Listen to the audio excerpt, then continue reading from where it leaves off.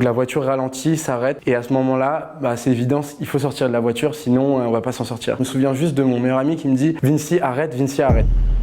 C'était en 2018, je me suis rendu en Argentine pour un humanitaire, pour aider des enfants défavorisés vivant dans les favelas. Donc je les aidais pour des activités sportives. Donc on vivait dans une auberge de jeunesse avec une trentaine de jeunes à peu près comme nous, qui faisaient aussi un humanitaire. Un soir, on rencontre un groupe de Français qui nous donne rendez-vous dans un bar pour regarder le match tous ensemble. Sauf qu'à cause du décalage horaire, les matchs avaient lieu très tôt et cette fois-ci c'était à 7 h du matin. Ça tombait plutôt bien parce que l'auberge de jeunesse dans laquelle on était organisait une soirée en boîte de nuit. Donc le plan était plutôt bien ficelé. Boîte de nuit jusqu'à 6 h du matin, puis on allait directement dans le bar voir le match avec tous les Français. C'est une soirée plutôt cool avec bonne ambiance. En plus là-bas il y a beaucoup de reggaeton et j'adore la reggaeton, donc on s'est super bien amusé. J'ai surtout passé la soirée avec mon meilleur ami, donc on s'était un peu éloigné du groupe de jeunes avec qui on était. On a vu que c'était l'heure de partir, donc là on s'est dirigé directement vers la sortie. Et au moment de sortir, je sens une main sur mon épaule.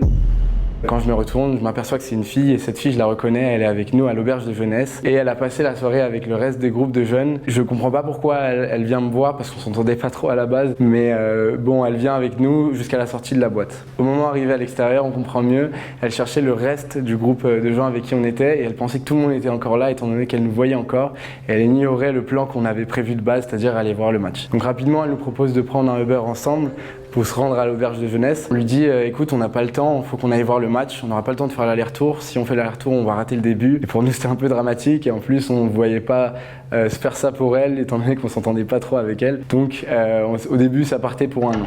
Bizarrement, elle est très insistante. Je parle avec mon pote en français en lui disant écoute, s'il lui arrive un truc, en vrai on s'en voudra. On est quand même en Argentine, on ne sait pas ce qui peut arriver. Viens, on la raccompagne et si on rate quelques minutes, c'est pas très grave. Surtout que on n'était pas très loin des favelas, on est dans un pays assez pauvre où la criminalité est assez haute. Quelques minutes après, on est dans la rue, on attend le Uber et le Uber met beaucoup de temps à arriver. Il devait déjà être là depuis 5 minutes. Donc je décide de prendre le téléphone d'Anna pour regarder où il en est et je remarque qu'il est dans une rue parallèle. Donc on décide de s'approcher de lui. Quand on va dans une direction, le Uber va dans l'autre, on change de direction et encore pareil, comme si on jouait à Pac-Man, on comprend pas trop ce qui se passe. Donc je propose au groupe de courir, donc on se met à courir ensemble et arrivé 2 rues plus loin, je vois une voiture garée sur le bas-côté, sans lumière, sans phare, avec un chauffeur à l'intérieur. Et je compare les plaques, je vois que c'est la même voiture, donc je me dis c'est bizarre, mais à ce moment-là, tout ce qui m'importe, c'est arriver à l'heure au match. Donc je toque à la vitre, je vois le chauffeur qui me demande de monter. Du coup, à ce moment-là, on rentre dans le Uber et la fille choisit de s'asseoir à côté du chauffeur, donc sur le siège passager avant. Moi, je me retrouve derrière le chauffeur et mon meilleur ami à droite sur la banquette arrière. Je ne le savais pas encore, mais cette décision a peut-être sauvé notre vie quelques minutes après. La voiture démarre et là, le cauchemar commence. Le chauffeur roule à une vitesse folle. Il brûle un premier feu rouge, il n'y a pas de voiture, un deuxième et au bout du troisième, une voiture passe et on l'évite de peu. Donc on commence tous à demander au chauffeur de s'arrêter. En vain, il ne nous écoute pas. Il était très en sueur, dans un état, il était très spécial. Donc quand il nous parlait, c'était des phrases très courtes avec des mouvements ça ressemblait à ça, laissez-moi, je fais ce que j'ai envie de faire, etc. Il continue à prendre sa route, on comprend pas ce qui se passe et on sait vraiment pas quoi faire parce qu'on va vraiment trop vite pour sauter de la voiture. Et là, à ce moment-là, on commence vraiment à avoir peur et à se demander qu'est-ce qui va se passer. On a de la chance, quelques mètres plus loin, un espèce de petit embouteillage qui le force à ralentir.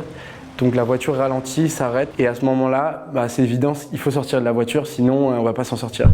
Au moment où la voiture s'arrête, je me précipite vers la porte à côté de moi, j'ouvre la porte et je ne le remarque pas, mais le chauffeur se retourne vers nous pour s'adresser à nous. Mais étant donné que je suis derrière lui, je ne vois pas ce mouvement-là et je décide simplement de sortir. Une fois dehors, je remarque que mes amis sont encore à l'intérieur et je ne comprends pas pourquoi. Pourquoi est-ce qu'ils ne sortent pas de la voiture? On a failli mourir, c'est le moment de sortir. Donc je décide de m'adresser à eux et au moment où je commence à mettre ma tête à l'intérieur pour parler avec eux, je remarque qu'un taxi qui est derrière nous klaxonne dessus. Donc je ne prends pas vraiment l'information, mais je vois que ça arrive et du coup j'ai l'opportunité de parler à mon meilleur ami et à Anna qui se trouve devant et ils me répondent pas, ils sont tétanisés et ils sortent pas de la voiture. Je me souviens juste de mon meilleur ami qui me dit Vinci, arrête, Vinci, arrête.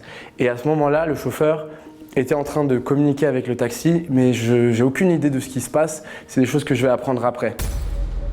Au final, quelques secondes après, le chauffeur redémarre la voiture et on est reparti en route. Moi, j'étais à moitié à l'intérieur, à moitié à l'extérieur. Donc, étant donné que mes amis étaient dedans, je décide de limite sauter dedans en repartant. Et la voiture réaccélère et à ce moment-là, j'ai une émotion de rage qui me prend et je pense que j'ai même plus tant de peur que ça. C'est juste, je comprends pas pourquoi ce type nous fait courir ce risque. Je veux juste que mes amis et moi, on sorte de cette voiture le plus vite possible. Donc, je décide d'attraper le frein à main. Je me souviens encore de mon pote qui me tient le bras et qui me demande d'arrêter. Et je mets mon deuxième bras autour du cou du pilote. enfin du chauffeur, et je lui dis arrête la voiture, sinon c'est moi qui l'arrête. Je sais même pas si je lui parlais en français, en anglais ou autre, je sais juste que je lui criais dessus et que je lui montrais que j'allais arrêter la voiture s'il continuait. Le chauffeur, je me souviens qu'il lève les mains comme ça et qu'il fait ok, il ralentit la voiture et nous demande de sortir. On sort tous les trois de la voiture, la fille s'effondre en larmes, mon pote met quelques secondes à me lâcher un mot, et dès qu'il reprend ses esprits, il me dit il avait un gun. Et là je réalise en fait qu'au moment où on s'est arrêté la première fois et qu'il s'est retourné pour s'adresser à nous, il avait un pistolet, il a demandé à mes potes de ne pas bouger, sinon ils pourraient l'utiliser. Et c'est ce qui a fait qu'ils sont restés tétanisés. Étant donné que j'étais derrière lui, bah moi je me suis pas rendu compte de ça. Je prends un coup de choc, mais sur le moment il faut continuer la mission, c'est-à-dire rentrer. On prend le taxi tous ensemble. C'est le taxi qui était derrière qui nous a raccompagnés. Il nous explique après, quand on est dans le taxi avec lui, qu'il klaxonnait pour avertir la police que quelque chose se passait, parce qu'il a vu des touristes avec quelqu'un qui avait un pistolet. Et c'est lui qui nous a expliqué après que c'était probablement un kidnapping pour lui et qu'il voulait nous aider. Et finalement c'est lui qui nous a raccompagnés chez nous.